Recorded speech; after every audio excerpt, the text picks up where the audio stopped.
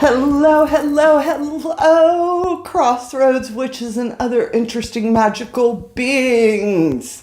I do hope this video finds everyone well. I hope I find all your brooms in working order. And today's topic is all about mystical magical jewelry. I'm going to talk a little bit about some of my personal jewelry because I've had a couple people reaching out. I'm going to tell you why I use it, what I use it, how I use it, all of those. But before we start, hit that subscribe, hit that like, and of course head over to houseofwitchcraft.com where we have an open chat. You can come and chat with us the first Thursday of every month, 8 p.m. Eastern time. And of course the other part of my, and that is free, that is a community event. We also have, if you want to get involved with us, we do have the 13 Moons Academy. We do have an ongoing chat. And for that, we ask for a very, very small nominal fee. All right, we are not a for-profit. I'm trying to teach you witchcraft type course, BS. What we are asking for is that the community, you know, hey, all this, the whole internet matrix cost. And we try to share that cost equally among all of us. Also, if you hear the banging in the background, we have construction going here at the barn. And I also do want to say, I've decided I'm painting my barn purple. I know that a lot of time we talk about witches paint their doors purple, and the cottage in California, when I was in Southern California, I was blessed enough to have a cottage. We painted the door purple. It was so mystical and magical. But as I was standing there looking at my barn, and I just had like this whole in the head moment and decided that she's going purple. So I will keep you all updated on my color picks for that. And now I do want to say, please remember, I am a published author with Moonbook Publishing. I am a best-selling author, Hoodoo in the Psalms, Conjuring Dirt.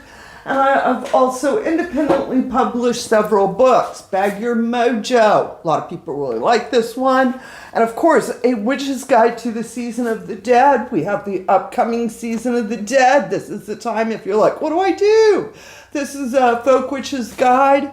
One of my favorites, herbal magical teas and incense. This is herbal teas and incense in which have been designed to work together, where you burn the incense while you drink the tea, and it enhances the experience because we know that those are all connected, our sense of smell to our sense of taste. It's great recipes, good stuff. If you're looking for an overall reference guide, a place to go look and see where's the chart? What do? I need some inspiration. I need a little bit of encouragement. I need what can I do? I need some good ideas. Here we have the ingredients. This is Crossroads Witchcraft, and it is actually the ingredients. This is like opening up the beginning of the cookbook where it explains all the different ingredients, how you can use them, and it sets you on a course for being an amazing chef in your own magical kitchen. All right, witches, I tried to get through that as fast as possible. And before we go on to mystical magical jewelry, 1 second. I needed that, witches. I just needed all of that to get blurbed out. You know, if you don't promote yourself, no one else will. Learning to promote yourself is very difficult. I am finding it difficult. For me, it's like you said, the House of Witchcraft, we do run pretty much like a nonprofit. We are hoping in the future to be able to do nonprofit status with the House of Witchcraft. And what we offer through there, as I said earlier, was just, we all contribute with that. My books, it does help me to do a lot of other stuff I do. Also, when you choose to hit the subscribe button on YouTube, you're supporting not only me, but the endeavors that we do. And, we also try to be involved in our community, both magically and mundane. And when we have the opportunity to be charitable, to do so. So that's my little blurb. Now, let's talk about mystical, magical jewelry. I love jewelry. Not all witches are jewelry witches. Let's start with that one, all right? This is by no means that you've got to wear jewelry to be a witch. You need to have mystical, magical, you need to dress in black and have a hat and all that. Over the years, I've met witches of all ages, sizes, walks, creeds, ethnicities, nationality. Just when you think you're not surprised, she winks at you. I had this little old lady who looked so prim and proper wink at me in the airport. I was up in partial regalia, so you knew I was a witch, basically. I got my witch hat, got my tote, has like witchy on it and all this stuff. Which was fine with me. I'm out in the open. So I'm walking through the airport and I'm stopping, looking at, the big board, trying to figure out where I'm supposed to be. I have to go over to the other concourse, and look over and I see this little old lady, and she looks so prim and proper, y'all. And she looks over and she gives me that little sly smile and winks at me. I thought I was just like, oh no, she didn't. Oh yes, she did. And I was just smiled back at her and nodded my head from one witch to another look. That's the one I gave her, all right? So, however you define yourself, your magical persona, I guess. I don't want to say that because it should be an expression of your authentic self. And if that changes from day to day, and if you have, one day you like to dress like this, one day you like to dress like that, that's you, all right? I do wear a lot of black. I was pre-goth, before we even had the word goth. I'm 60 years old. I went to school in, the 70s. I graduated in the early 80s from high school. So we were the weird kids in the corner, like the teacher would ask, are you going to a funeral? Are you depressed? And things like that. And I was always like, no, black is my happy color. My mother was not pleased with my fashion choices at the time. Over the years, I did try to brighten up. I do have a mundane wardrobe that is very, very colorful. Periodically, I do post pictures of me where it's like, no, I really do like to wear a lot of different colors. But I do like when I'm in my spiritual, magical space, I am either up in all white or all black. That monochromatic, I don't know, this is just me personal, all right, first of all. But there's something with the black. The black is that absorption of, that bringing in, And then when I'm in all white, that is, to me, a very elevated, a very releasing of, there's just a whole different vibe when you're in all white. Try it. Dress all black, dress all white. And go out and about and in public and see how you feel about these different colors. That's the first thing when we talk about jewelry. Oftentimes we think of jewelry as the bright and sparklies, but our clothing is also part of our jewelry, or at least in my brain, all right? I'm a bit of a diva witch. Y'all done seen the pictures of me. I've got a wardrobe, all right? I mean, I don't have a closet. I have a dressing room. I'm one of those, really, I have an emotional relationship with some of the outfits that I have. And I've had them for years, and they've been worn at different places. So when I pull out this dress, it's like, oh, I wore this when I was, dancing in the middle of the street in New Orleans at 1 a.m. And we decided to go out in the middle of the road and open up the crossroads in a 4-way in French Quarter. And it worked, and it was great, and we were laughing, and the energy was flowing, and it was so amazing. And so every time I put that dress on, I have that. That dress has also been to other places, other events with me. I have other outfits that are like that, where they truly are part of my jewelry, that are an expression of me. Again, some people, hey, a nice t-shirt, that's your spiritual method, all right? Ain't nothing wrong with that. Get your little t-shirt that says, "This is my ritual wear." Do you proudly. All right? You know, I love wearing lipstick. I love putting on makeup. I like playing dress up. It is part of my own expression. Whether I was a witch or not, I'd still be playing dress up. I just happen to be a witch who also likes to play dress up. All right, now we're going to move on to the actual jewelry. I had somebody reach out wanting to know if my bracelets were somehow a signifier of the LHB, the left-hand path. All right, darker magic folks. And I thought that was sort of funny and cute because a lot of my friends are LHP. I personally don't consider myself one, but I consider really cool people to hang out with. You know, folk witch, Southern Conjure, you know, I bless, and if you cross out line, then yeah, I curse. So I do, with that attitude, have a welcoming sense in, you know, the left-hand path community within occultism, because folk magic and occultism do this to each other. And so several of my friends are magicians, occultist types, and I love their magic, their perspective. But back to the original question, are these bracelets in any way signifiers of that? No. Are these bracelets magical? Yes, very, very magical. I love, love, love my bracelets. They have a box in on my dresser where when I take them off, they're put in that box. Periodically when I am have an altar space set up, you know, and it feels appropriate, it feels right, you know, I will take them out and put them on the altar.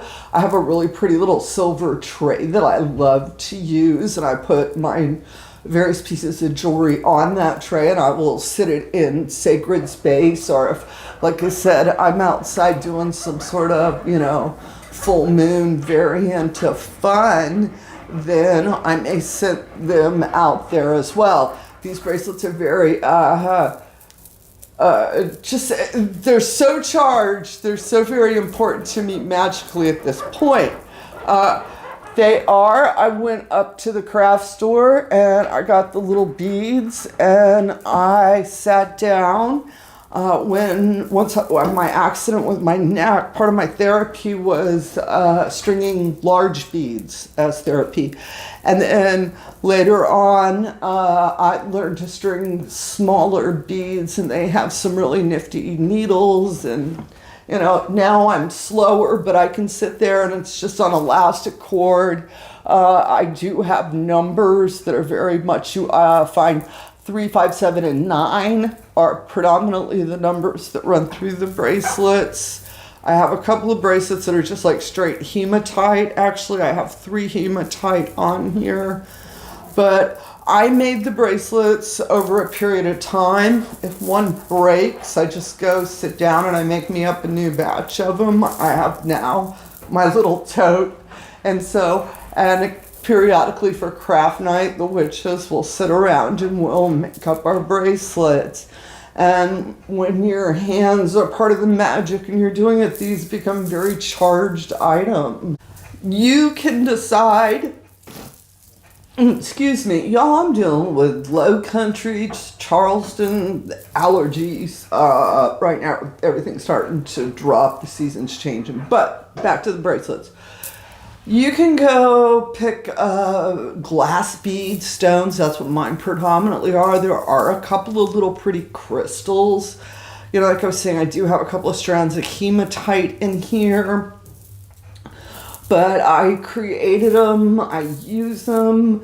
They've just become part of my magical attire. When I put them on, I can feel that charge. And I love that for me personally. I also brought out some of my necklaces because my necklaces are very important to me.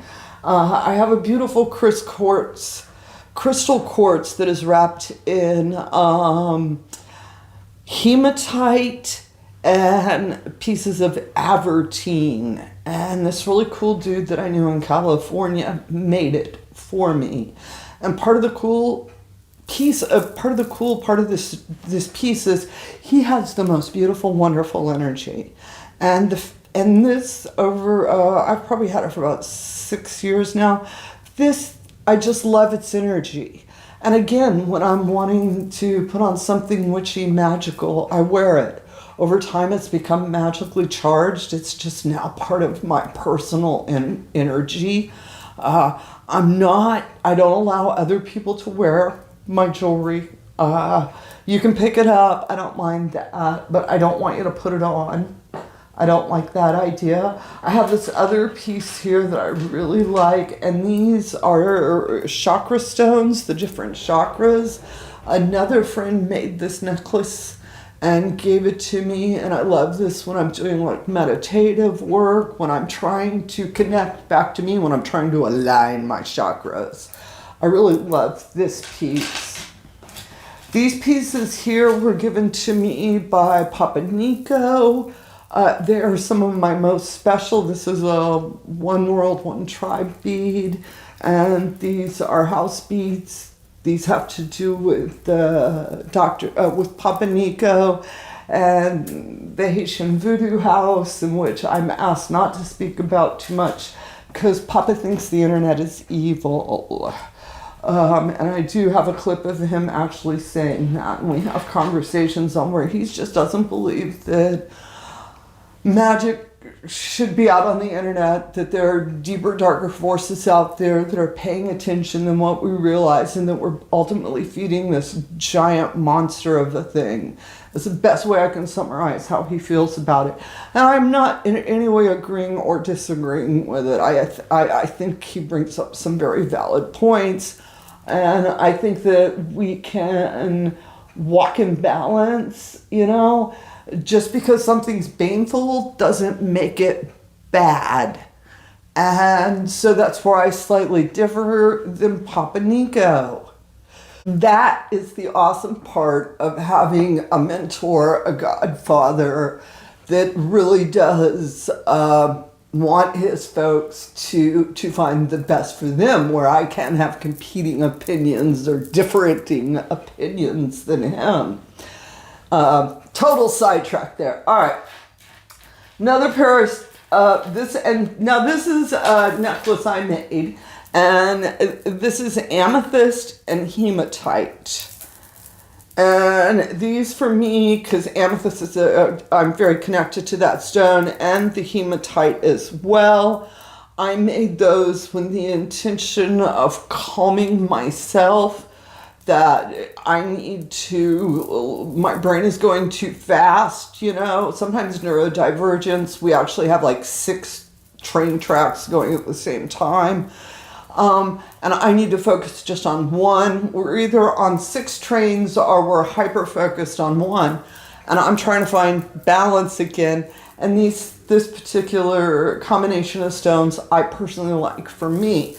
They may or may not be stones that resonate with you for that purpose. It's about finding stones that make you feel calm your brain waves down, you know, type thing. And so all of these are charged. All of these have a special place on my stand, and where they sit in little boxes so that they each stay unto themselves.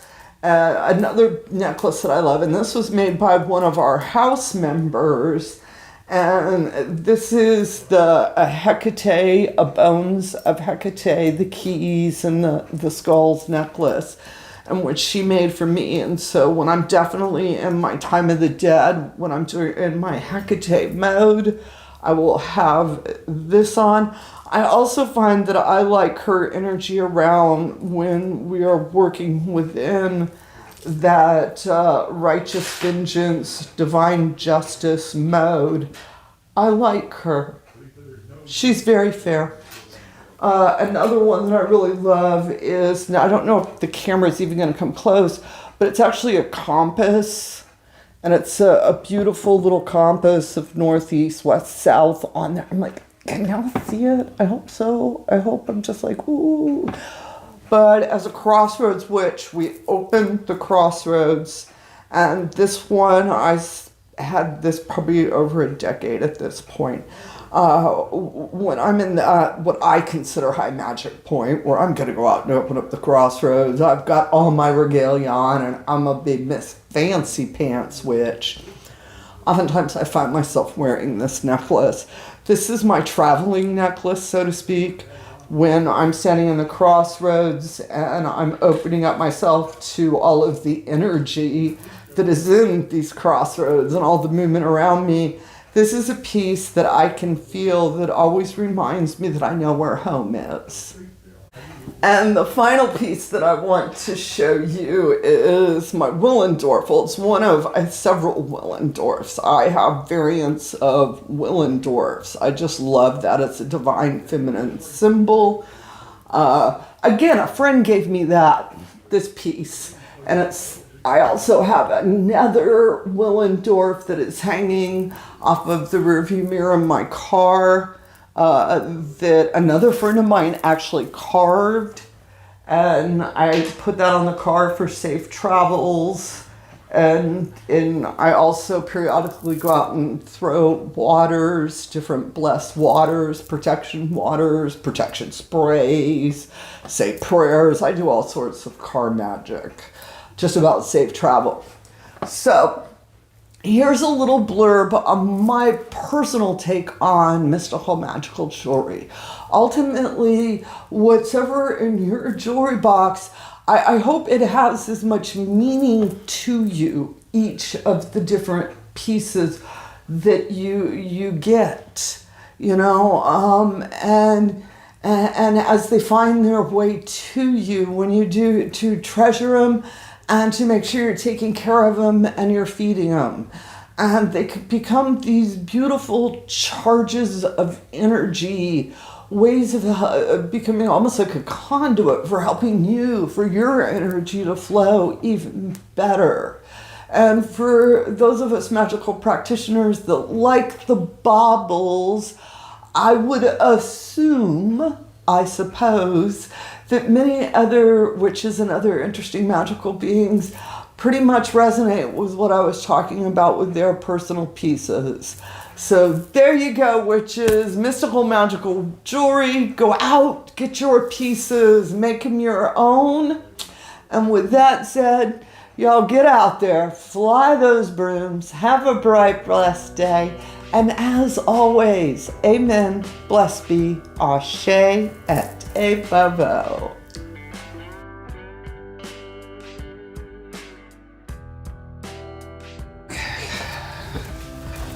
All right.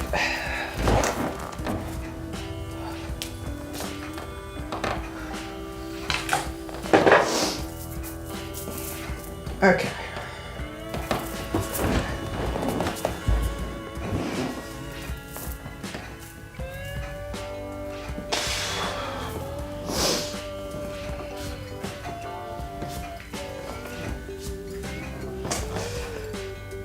May the words that I need to say be said.